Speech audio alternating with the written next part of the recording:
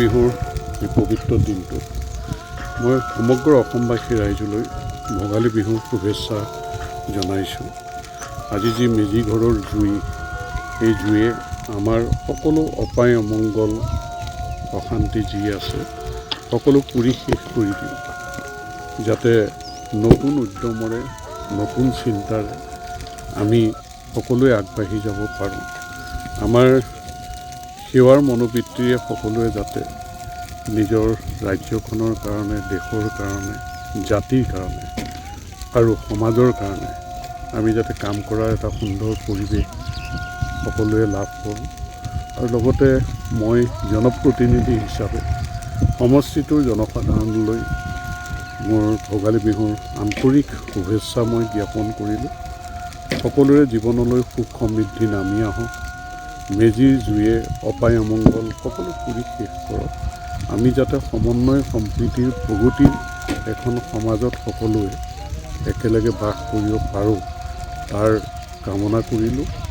আৰু মই হৃদয়ৰ পৰা পুনৰ অসমবাসী ৰাইজৰ লগতে সমষ্টিবাসী ৰাইজলৈ মই আন্তৰিক শুভেচ্ছা জ্ঞাপন কৰিলোঁ আৰু প্ৰাৰ্থনা জনাইছোঁ যেন ৰাইজৰ কাম কৰিবলৈ, দেশৰ কাৰণে কাম কৰিবলৈ, জাতিৰ কাৰণে কাম কৰিবলৈ মোক শক্তি দিয়ে।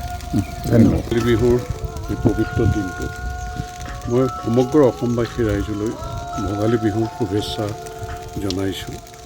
আজি যি মেজি ঘৰৰ জুই, এই জুয়ে আমাৰ সকলো অপায় অমংগল অশান্তি যি আছে সকলো পুৰি শেষ কৰি দিওঁ, যাতে নতুন উদ্যমৰে নতুন চিন্তাৰে আমি সকলোৱে আগবাঢ়ি যাব পাৰোঁ।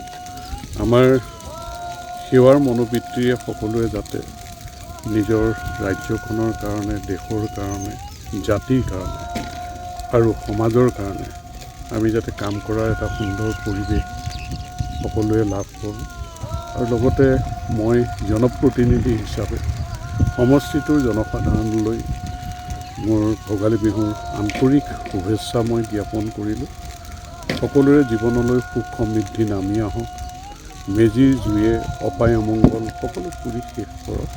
আমি যাতে সমন্বয় সম্প্ৰীতিৰ প্ৰগতিৰ এখন সমাজত সকলোৱে একেলগে বাস কৰিব পাৰোঁ, তাৰ কামনা কৰিলোঁ।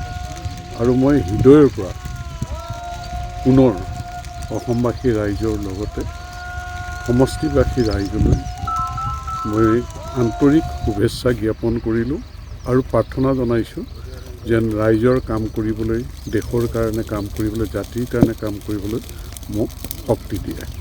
ধন্যবাদ।